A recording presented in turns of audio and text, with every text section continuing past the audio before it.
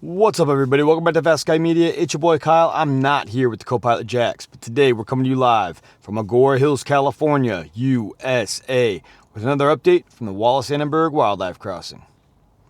Back on site at the world's largest wildlife crossing, running solo today. The boy is a delicate little flower, still got his cone on. He'll be back in a flash. These crews out here are absolutely smashing. It's really coming up quick.